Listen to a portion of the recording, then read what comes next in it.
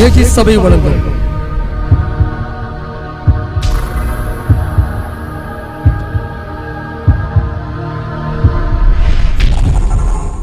கிருபையும் சத்தியமும்.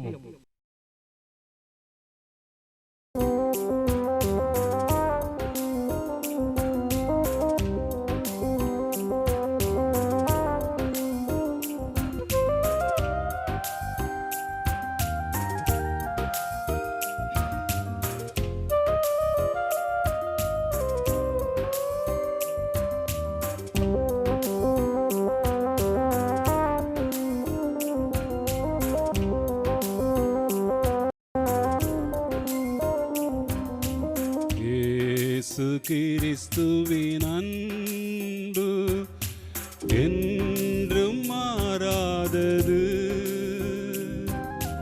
இயேசு கிறிஸ்துவின் மாறா கிருபை என்றும் குறையாதது.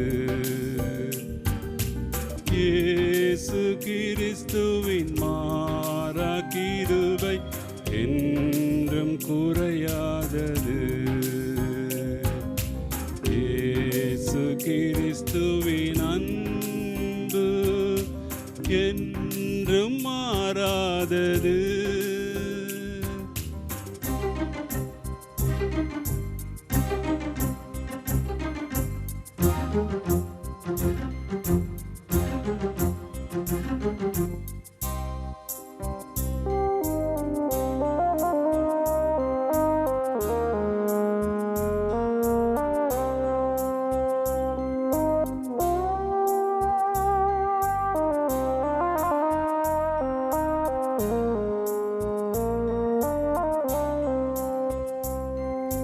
பாவி என்றுன்னை இயேசு தள்ளவே மாட்டார்.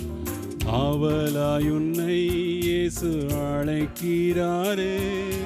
பாவி என்றுன்னை இயேசு தள்ளவே மாட்டார். ஆவலாயுன்னை இயேசு அழைக்கிறாரே. தயங்கிடாதே தாவியோடிவா, தந்தை இயேசுவின் சொந்தம் கொள்ளவா. தயங்கிடாதே தாவியோடிவா, தந்தை இயேசுவின் சொந்தம் கொள்ளவா. தந்தை இயேசுவின் சொந்தம் கொள்ளவா. இயேசு கிறிஸ்துவின் அன்பு என்றும் மாறாதது. இயேசு கிறிஸ்துவின் மாறா கிருபை என்றும் குறையாதது. இயேசு கிறிஸ்துவின் மாறா கிருபை என்றும் குறையாதது.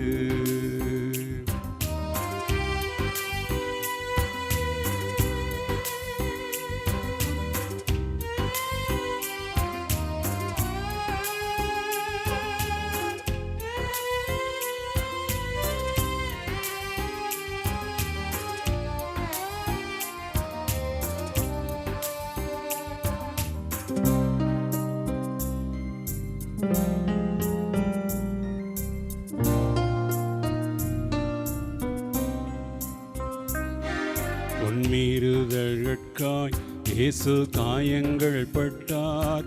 உன்னக்கிரமங்கட்காய் இயேசு நொறுக்கப்பட்டார்.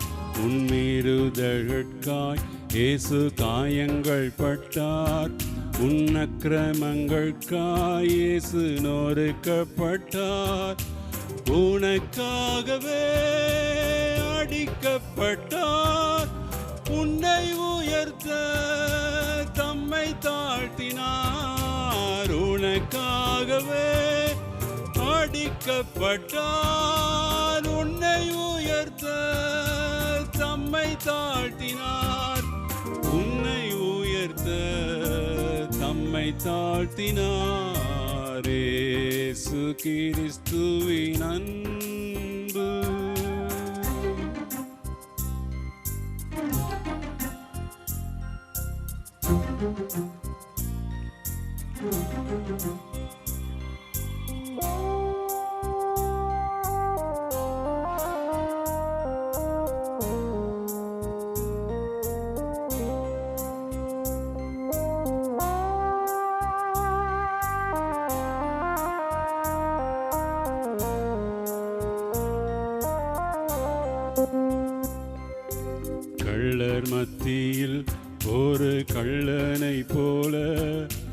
குற்றமற்ற கிறிஸ்தேசு தொங்கினாரே, கள்ளர் மத்தியில் ஒரு கள்ளனை போல. குற்றமற்ற கிறிஸ்தேசு தொங்கினாரே, பாருணக்காய் அவர் கரங்கள் பரசிலுவை சுமந்தாரே. பாருணக்காய் அவர் கரங்கள் பரசிலுவை சுமந்தாரே. பரசிலுவை சுமந்தாரே. இயேசு கிறிஸ்துவின் அன்பு என்றும் மாறாதது. இயேசு கிறிஸ்துவின் மாறா கிருபை என்றும் குறையாதது. இயேசு கிறிஸ்துவின் மாறா கிருபை என்றும் குறையாதது. இயேசு கிறிஸ்துவின் அன்பு.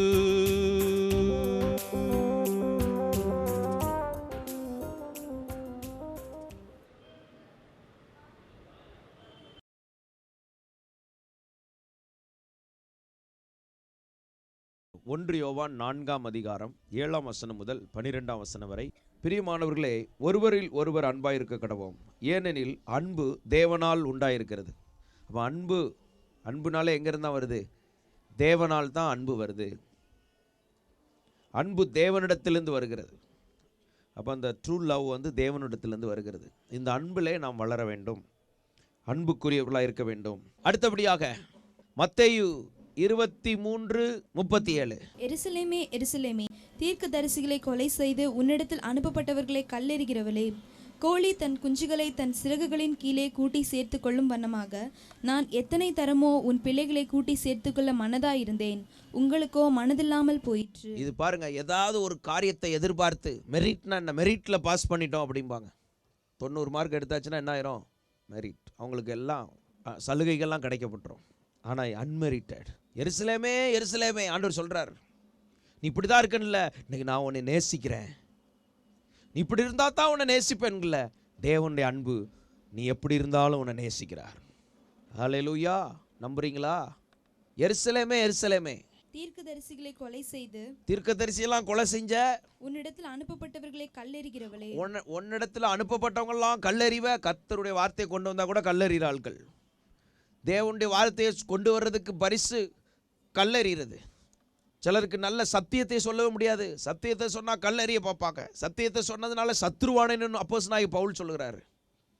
இப்படிப்பட்ட எருசலேமே எருசலேமே, தீர்க்கதரிசிகளை கொலை செய்கிற எருசலேமே, அந்த எபிரேய மக்களை ஆண்டவர் சொல்றார், இஸ்ரவேலை சொல்றார். அடுத்து, கோழி தன் குஞ்சுகளை தன் சிறகுகளுக்குள் கூட்டி சேர்த்துக்கொள்ளும் வண்ணமாக நான் எத்தனை தரமோ எத்தனையோ தடவை உன் பிள்ளைகளை கூட்டி சேர்த்துக்கொள்ள மனதாயிருந்தேன். எத்தனை தடவை மனதா இருக்கிறேன். இதுதான் தேவனுடைய அன்பு. நீ தீர்க்கதரிசிகளை கொலை செய்து உனக்கு அனுப்பப்பட்டவங்களெல்லாம் கல்லெறிகிற ஆளு. ஆனாலும் நான் எப்படி இருக்கிறேன்னா, கோழி தன் குஞ்சுகளை கூட்டி சேர்ப்பது போல. இன்னைக்கு இந்த வார்த்தையை கேட்குற நீங்கள் இந்த தேவனுடைய அன்புக்குள்ளே வரணும்னு அவர் விரும்புகிறார். இந்த செய்தியின் மூலம் கர்த்தர் உன்னை அன்புக்குள் அழைக்கிறார். நீ இன்னும் உன் சுவாபத்தை மாற்றாமல் இருக்கக்கூடாது. இன்னும் உன் குணத்தை நீ மாற்றாமல் இருக்கக்கூடாது. இன்னும் இந்த கல்லெறிகிற குணம் உனக்குள்ளே இருக்கக்கூடாது. இன்னும் கொலை என்பது பகை. அதனால தான் சகோதரனை பகைக்கிறவன் மனுஷ கொலைபாதகன். இந்த பகையிலிருந்து நீ வெளியே வரணும். அவருடைய அன்பு செட்டைகள் இன்னைக்கு உனக்கு விரிக்கப்பட்டிருக்கிறது. கோழி தன் குஞ்சுகளை தன் செட்டைக்குள் அரவணைப்பது போல உன்னை கூவி கூவி அவர் அழைத்து கொண்டிருக்கிறார். வருத்தப்பட்டு பாரம் சுமக்கிறவர்களே, நீங்கள் எல்லாரும் என்னிடத்தில் வாருங்கள், நான் உங்களுக்கு இளைப்பாறுதலை தருவேன் என்று இந்த வார்த்தையை கேட்கிற ஒவ்வொருவரையும் கர்த்தர் அழைக்கிறார். அவருடைய அன்பு உன்னை அழைக்கிறது. அவருடைய அன்பின் செட்டைகள் உனக்கு திறக்கப்பட்டு இருக்கிறது. ஆனால் அந்த வசனம் வருது, உங்களுக்கோ மனதில்லை. பல தடவை உன்னை கூவி பார்த்தேன், ஆனால் உனக்கு மனசு இல்லையே. இன்னைக்கு உனக்கு மனசு வந்துருச்சா? தேவனண்ட வரணுங்கிற எண்ணம் வந்துருச்சா? தேவன் உனக்கு தேவை என்கிற எண்ணம் வந்துருச்சா? இல்லைன்னா உனக்குள்ள ஏற்கனவே சத்துரு போட்டு வைத்த அந்த விதைகள் வளர்ந்து தேவனை அறியாத நபராய் இருக்கிறாயா? இன்றைக்கு ஆண்டவருடைய அன்பு உன்னை மீண்டும் அழைக்கிறது. அந்த அன்பண்டை வா. ஐந்தாவதாக அன்கண்டிஷனல் லவ். எந்த ஒரு நிபந்தனை உனக்கு கொடுக்கல, நீ வா, என்னண்டை வா. இயேசு உன்னை அழைக்கிறார். தம்முடைய சொந்த குமாரனே கொடுத்துட்டார். அவர் அண்டை வா. உன் வாழ்க்கை மாறும். உன் வாழ்க்கையில் இருக்கிற வியாதி மாறும். உன் வாழ்க்கையில் இருக்கிற சாபம் மாறும். உன் வாழ்க்கையில் இருக்கிற தண்டனை மாறும். உன் வாழ்க்கையில் இருக்கிற பிரச்சனை மாறும். உன் வாழ்க்கையில் இருக்கிற குழப்பங்கள் மாறும். உன் வாழ்க்கையில தீர்வு காண முடியாத எந்த பிரச்சனைக்கும் தீர்வு உண்டாகும். அவர் உன்னை அழைக்கிறார். உன்னுடைய அன்பு கரம் உன்னை அழைக்கிறது. இந்த வாடகை வீட்டுக்கு போகும்போது கண்டிஷன் இருக்கும். 8 மணிக்கு மேலே கதவை பூட்டிடுவோம். 4:30 மணிக்குள்ளே தண்ணி பிடிச்சிடணும். செவுத்தில் ஆணி அடிக்கக்கூடாது. கண்டிஷன். இது நான் அதை குற்றமாக சொல்லலை. கண்டிஷன்னா என்னன்னு புரிய வைக்கிறக்கா சொல்கிறேன். டேர்ம்ஸ் அண்ட் கண்டிஷன் எல்லா இடத்துலையும் இருக்கும். ஆனால் இங்கே சொல்லப்பட்டிருக்கு, இயேசு கிறிஸ்து கண்டிஷன் இல்லாத அன்பு உள்ளவர். அல்லேலூயா, ஆமென். அது நன்மைக்கு தான் வைக்கிறாங்க. ஆனால் அவர் இன்னைக்கு உனக்கு கண்டிஷன் போட்டானா நீ வர முடியாது. அந்த கண்டிஷனுக்குள்ளே உன்னால் வர முடியாது. இன்னைக்கு ஆண்டவர் சொல்கிறார், என் அன்புக்குள்ளே வா, என் அன்புனால உன்னை நான் மாற்றுறேன் அப்படிங்கிறார். Praise the Lord. Unconditional love. ஏன்னா இது உலகத்தில் எங்கேயும் பார்க்க முடியாது. அதனால தான் வலது பக்கத்தில் இருக்கிற கல்லனை பார்த்து சொன்னார், இன்றைக்கு பரதேசியில் இருப்பாய். அவனுக்கு என்ன கண்டிஷன்? அவன் ஜெபம் பண்ணானா, ஜெபக்கூட்டத்துக்கு வந்தானா, ஊழியத்துக்கு வந்தானா, என்ன செஞ்சான்? அவன் தேவனுக்காக என்ன செஞ்சான்? ஒன்றும் செய்யலை. நம்ம தேவனுடைய அன்பு நிபந்தனை இல்லாத அன்பு. இந்த தேவனுடைய பிள்ளைகள் தானே நம்ம. இதை தானே நம்ம பிரதிபலிக்கணும். இந்த கிருபைகளை கர்த்தர் நமக்கு தருவாராக. விசுவாசிக்கிறீங்களா? இந்த அன்பு தான் வேணும். ஆறாவதாக, அது ஒரு இயற்கைக்கு அப்பாற்பட்ட அன்பு, தியாகமுள்ள ஒரு அன்பு. நம்ம வாழ்க்கையில் பூரண சந்தோஷத்தையும் நிறைவான மகிழ்ச்சியும் கொடுக்குற அன்பு, இயற்கைக்கு அப்பாற்பட்ட அன்பு. அதுதான் இயேசு கிறிஸ்துடைய மரணம். அந்த அன்புள்ளவர் தான் தேவன். அவரை தான் நம்ம பிரதிபலிக்கணும். அவரை தான் நம்ம பின்பற்றணும். அந்த அன்புல தான் வளரணும். அந்த அன்புக்குரியவர்களாக இருக்கணும். கர்த்தர் இந்த கிருபைகளை நமக்கு தருவாராக. கர்த்தர் இந்த பலனை நமக்கு தருவாராக. இந்த அபிஷேகத்தை கர்த்தர் நமக்கு தருவாராக. தேவனுடைய அன்பை புரிந்து நடக்க கிருபை தருவார். அப்படி வலது கரத்தை வைத்து ஒரு ஜெபம் பண்ணுங்க பார்ப்போம். ஆண்டவரே, உம்முடைய அன்பை புரிந்து கொள்ள எங்களுக்கு கிருபை தாரும். இந்த அன்புக்குரியவர்களாய் வாழ உதவி செய்யும். நீரே மகிமைப்படுவீராக. ஆமென். ஸ்தோத்திரம். 1 யோவான் 4:10. நாம் தேவனிடத்தில் அன்பு கூர்ந்ததினால் அல்ல, அவர் நம்மிடத்தில் அன்பு கூர்ந்து நம்முடைய பாவங்களை நிவர்த்தி செய்கிற கிருபாதார பழியாக தம்முடைய குமாரனை அனுப்பினதினாலே அன்பு உண்டாயிருக்கிறது. அவருடைய அன்பு சிலுவையிலே செயல்படுத்தப்பட்டது. அவர் செய்து காண்பித்தார். நான் அன்புள்ளவன், நான் உன்னை நேசிக்கிறேன் என்பதை அவர் செயலில் காண்பித்தார். தேவனுடைய அன்பு நிரூபிக்கப்பட்டது. இது நிரூபிக்கப்பட்ட அன்பு. எப்படி நிரூபிக்கப்பட்டது? அத்தனை பாவத்தையும், அத்தனை தண்டனையும், அத்தனை துக்கத்தையும், அத்தனை வியாதியையும் தன்மேல் ஏற்றுக்கொண்டு, கொஞ்சம் கூட நமக்கு தராம தன்மேல் ஏற்றுக்கொண்டு அந்த அன்பின் நிறைவாக ஜீவனை கொடுத்தார். நிரூபிக்கப்பட்டது. இந்த வார்த்தையை கேட்கிற உனக்காக இயேசு மரித்தார். உன் பாவத்துக்காக இயேசு மரித்தார். உன் வாழ்க்கையில் உள்ள எல்லா குறைவுகளையும் அவர் தன்மேல் ஏற்றுக்கொண்டு அந்த கோர கொடிய தண்டனை அவர் ஏற்றுக்கொண்டார். ஏனென்றால் நீ நரகத்தில் போய் தண்டிக்கப்படக்கூடாது என்பதற்காக அந்த அன்பு. இவ்வளோ அன்பை வைத்து எல்லாம் செய்து முடிச்சுட்டு தான் இயேசு உன்னை அழைக்கிறார். இப்படி அழைக்கும் போது அந்த தெய்வ தண்டை வரலன்னா என்ன ஆகும் பாருங்க. இவ்வளோ அன்புள்ள தேவன் அவர். இவ்வளவு அன்புள்ளவர் தான் நம்மை அழைக்கிறார். நம்முடைய இடத்தை அவர் நிரப்பினார். அதான் அடுத்த குறிப்பு.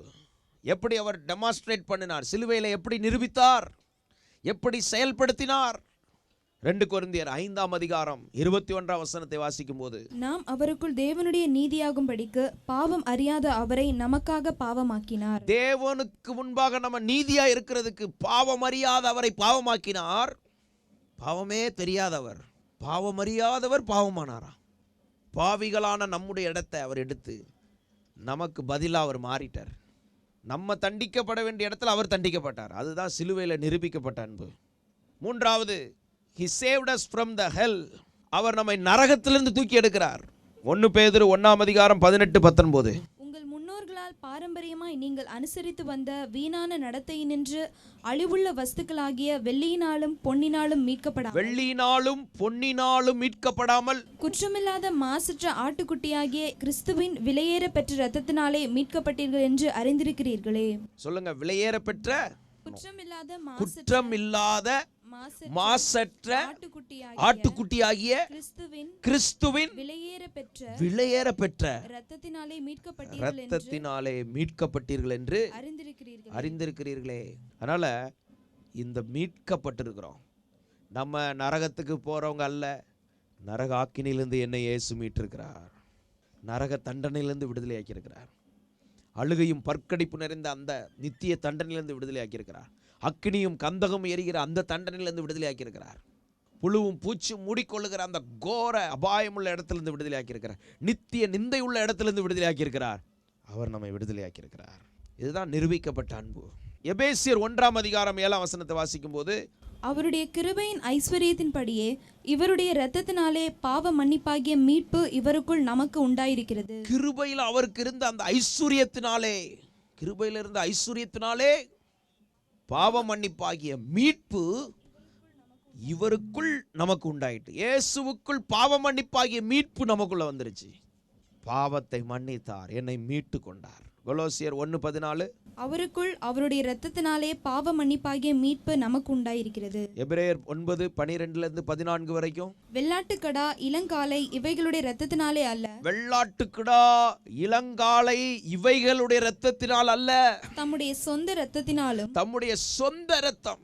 யாராவது கடையில் போய் அரிசி வாங்கினா கொஞ்சம் ரத்தம், ஒரு 100 மில்லி ரத்தம் கொடுக்கணும்னா யாரெல்லாம் வாங்குவீங்க? அரிசி வாங்கினா 100 மில்லி ரத்தம், துணி வாங்கினா 1/2 லிட்டர் ரத்தம். ஆனால் இயேசு கிறிஸ்து தம்முடைய சொந்த இரத்தத்தை கொடுத்து தான் நம்மளை வாங்கியிருக்கிறார். இளங்காலை, வெள்ளாட்டுக்கடா இந்த இரத்தத்தெல்லாம் கொடுக்கல, சொந்த இரத்தத்தை கொடுத்தார். வெளிப்படுத்தல் 1:5, உண்மையுள்ள சாட்சியும் மரித்தோரிலிருந்து முதற் பிறந்தவரும். உண்மையுள்ள சாட்சி, மரித்தோரிலிருந்து முதல் பிறந்தவர், பூமியின் ராஜாக்களுக்கு அதிபதியுமாகிய இயேசு. ராஜாக்களுக்கு அதிபதி தான் இயேசு. உங்களுக்கு கிருபையும் சமாதானமும் உண்டாவதாக. நம்மிடத்தில் அன்பு கூர்ந்து தமது இரத்தத்தினாலே நம்முடைய பாவங்களற நம்மை கழுவி, பாவங்கள் எல்லாம் அகன்று போக, பாவங்கள் எல்லாம் நம்மளை விட்டு அகலத்தக்க நம்மை கழுவி, தம்முடைய பிதாவாகிய தேவனுக்கு முன்பாக நம்மை ராஜாக்களும் ஆசாரியர்களும் ஆக்கின, அவருக்கு மகிமையும் வல்லமையும் என்றென்றைக்கும் உண்டாயிருப்பதாக. அவருக்கே மகிமையும் வல்லமையும் என்றென்றைக்கும் உண்டாவதாக. அப்போ அவருடைய இரத்தத்தினால பாருங்க, நம்முடைய பாவங்களற நம்மை கழுவி பிதாவாகி தேவனுக்கு முன்பாக ராஜாக்களும் ஆசாரியருமா மாற்றியிருக்கிறார். எப்படி ராஜாக்களும் ஆசாரியருமா மாறணும்? பிதாவாகி தேவனுக்கு முன்பாக அவருடைய இரத்தத்தினால நம்மை கழுவுனதுனால தான். இன்னைக்கு இந்த வார்த்தையை கேட்கிற உன் வாழ்க்கை இயேசுவின் இரத்தத்தால் கழுவப்பட்டிருக்குதா? நீ ஒரு பாவி என்கிறத ஒத்துக்கொண்டு என் பாவத்தை மன்னியும் என்று உன் இருதயத்துக்குள்ள அவரை கூப்பிட்டு அவரிடத்தில் நீ பாவ அறிக்கை செய்து பாவ மன்னிப்பு நிச்சயத்தை பெற்றுக்கொள்ளும் போது இந்த ரட்சிப்பை கத்தர் தருகிறார். இந்த இரக்கத்தை கத்தர் கொடுக்கிறார். இந்த ரட்சிப்பின் வாழ்க்கை எவ்வளோ பாக்கியமானது. நாம் தேவனுக்கு முன்பாக ராஜாக்களாகவே இருக்கிறோம், ஆசாரியர்களாக இருக்கிறோம், ராஜாக்களாக இருக்கிறோம், பாவங்கள் அற கழுவப்பட்டவர்களாக இருக்கணும். இந்த அன்பை நம்முடைய வாழ்க்கையில நாம் பிரதிபலிக்கணும். 1 யோவான் 4:11-12 ஆகிய வசனங்களை வாசிக்கும் போது, பிரியமானவர்களே, தேவன் இவ்விதமாய் நம்மிடத்தில் அன்பு கூர்ந்திருக்க நாமும் ஒருவரிடத்தில் ஒருவர் அன்பு கூற கடனாளிகளாய் இருக்கிறோம். இந்த அன்பை நாம் மற்றவர்களுக்கு காண்பிக்கணும். ஒரு தேவ பிள்ளை எப்படி தேவ அன்பை வெளிப்படுத்துவது என்று பார்த்தா, எப்படி இயேசு நம்ம மேல அன்பு கூர்ந்து அன்பை விளங்க பண்ணாரோ இதே போல இப்போ நம்ம பகுதி நடைமுறைப்படுத்துதல். தேவன் அன்பாய் இருக்கிறார், தம்முடைய குமாரன் மூலம் தம்முடைய அன்பை நிரூபித்தார். இப்போ தேவ பிள்ளைகளாகி நமக்குள் பரிசுத்தாவினால் தேவ அன்பு இருக்கிறது. தேவ அன்பு இருக்கிற நாம் தேவ அன்பை வெளிக்காட்ட வேண்டும். தேவ அன்பை வெளிக்காட்டுகிற நபராக இருக்க வேண்டும். நம்ம ஒவ்வொருவரும் தேவனுடைய அன்பை வெளியே காமிக்கணும், அன்பை வெளிப்படுத்துகிறவங்களா இருக்கணும். நம்ம பேசுறதுல தேவ அன்பு வெளிப்படணும், நம்முடைய செயல்பாடுகளில் தேவ அன்பு வெளிப்படணும், நம்முடைய ஒவ்வொரு காரியங்களிலும் தேவ அன்பை வெளிப்படுத்தணும். அன்பு தான் ரொம்ப முக்கியம். அன்பை வெளிப்படுத்துங்க. படுத்துகிறோமா?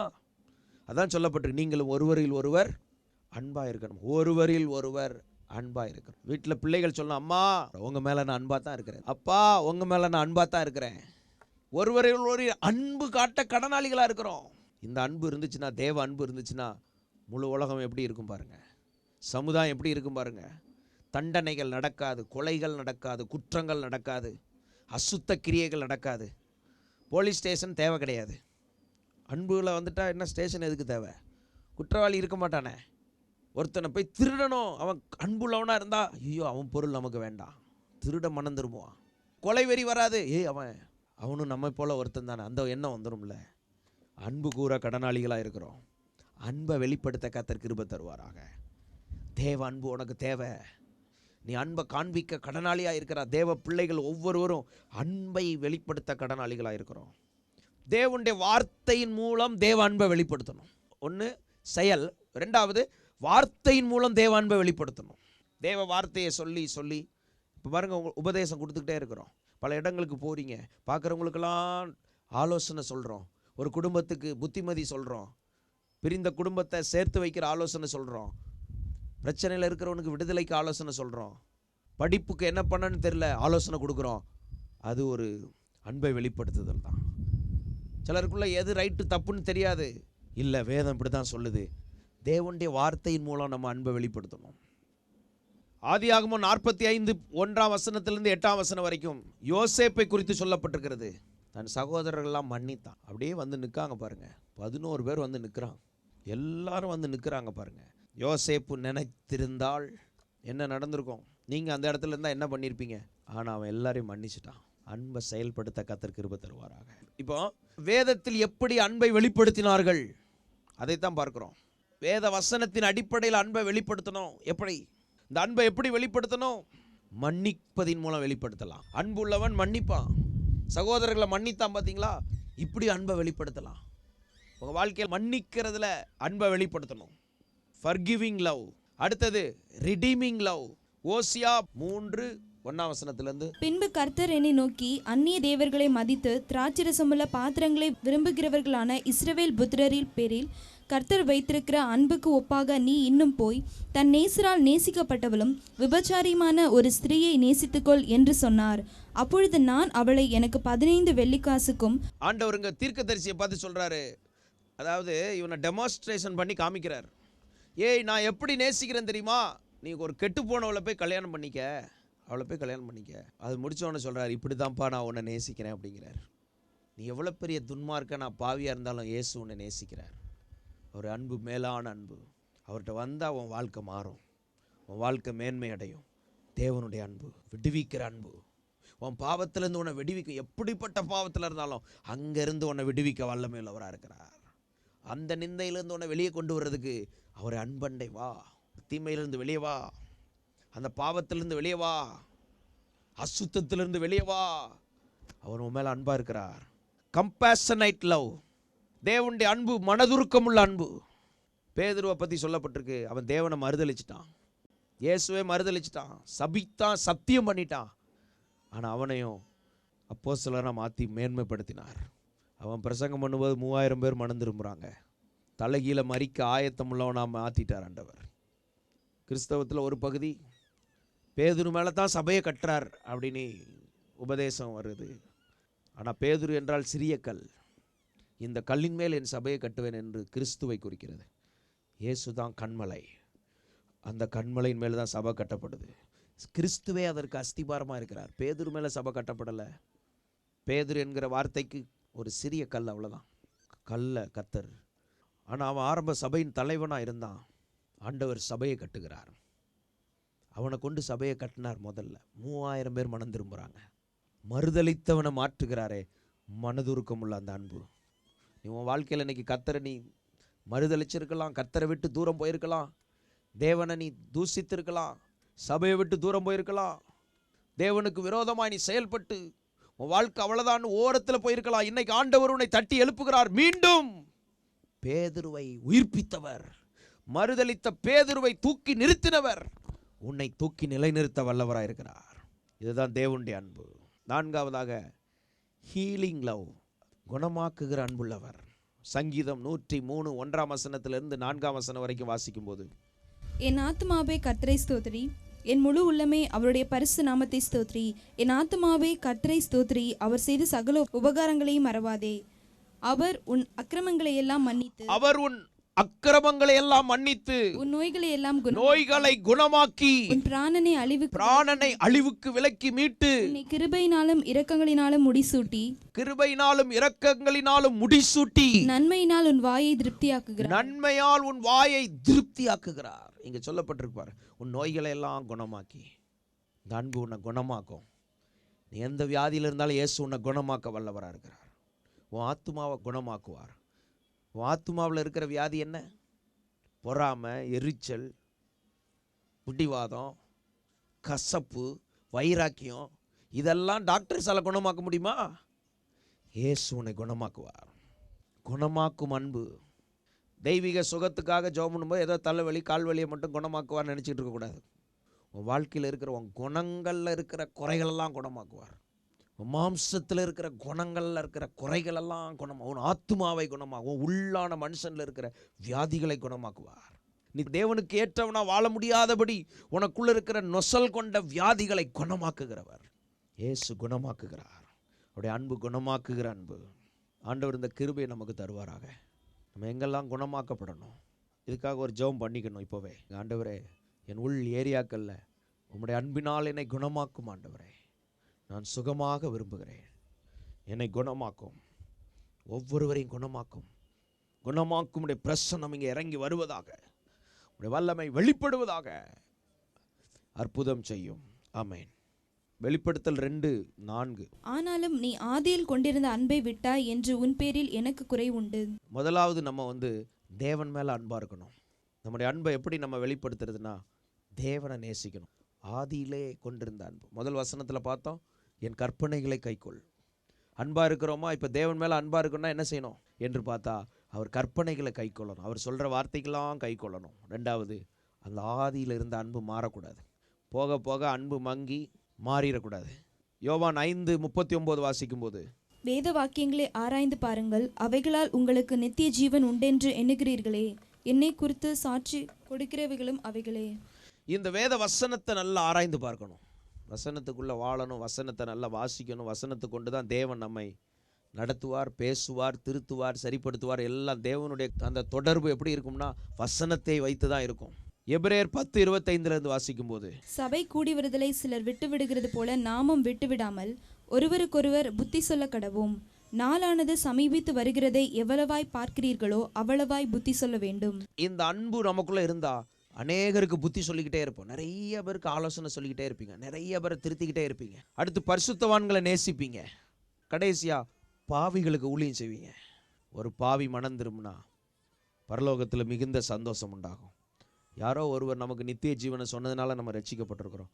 இந்த கிருபையை நமக்கு தருவாராக. அநேகருக்கு அறிவிக்க கர்த்தர் உதவி செய்வாராக. நாம் ஜெபிப்போம். பரிசுத்த பிதாவே, இந்த வார்த்தைகளை கேட்ட ஒவ்வொருவரையும் ஆசீர்வதியும். ஒவ்வொரு குடும்பங்களை ஆசீர்வதியும். ஒவ்வொருடைய தேவைகளை சந்தியும். இந்த அன்பிலே வளர உதவி செய்யும். உம்முடைய அன்பை புரிந்து கொள்ள உதவி செய்யும். எங்களுடைய வாழ்க்கையிலே இந்த அன்பை நாங்கள் நடைமுறைப்படுத்த கிருபை தருவீராக. இதற்கு விரோதமான தடைகளும் போராட்டங்களும் இயேசுவின் நாமத்திலே நீங்குவதாக. அன்பு தாழ்ச்சி யாருக்கெல்லாம் இருக்கிறதோ அவைகள் இயேசுவின் நாமத்திலே நீங்குவதாக. ஆண்டவரே, அன்புக்கு விரோதமான கிரியைகள் விலகி போவதாக. தேவனுடைய அந்த புனிதமான அன்பிலே நாங்கள் மேலோங்கி வளர உதவி செய்வீராக. இந்த அன்பை நாங்கள் காண்பிக்க உதவி செய்வீராக. ஆண்டவரே, ஸ்தோத்திரம். ஆண்டவரே, உம்முடைய அன்பை நீர் காண்பித்து எங்களை எல்லாம் இழுத்து கொண்டு ரட்சித்தீரே. ஆண்டவரே, இதே போல அநேகருடைய வாழ்க்கையில் உம்முடைய ஜீவனையும் ரட்சிப்பையும் பெற்றுக்கொள்ள உதவி செய்வீராக. இந்த வார்த்தைகளை கேட்ட ஒவ்வொருவருக்குள்ளும் ஒவ்வொரு குடும்பங்களுக்குள்ளும் உம்முடைய வல்லமை கடந்து வருவதாக. அற்புதங்களை செய்யும், மகிமைப்படும். இயேசுவின் நாமத்தில் பிதாவே, ஆமென்.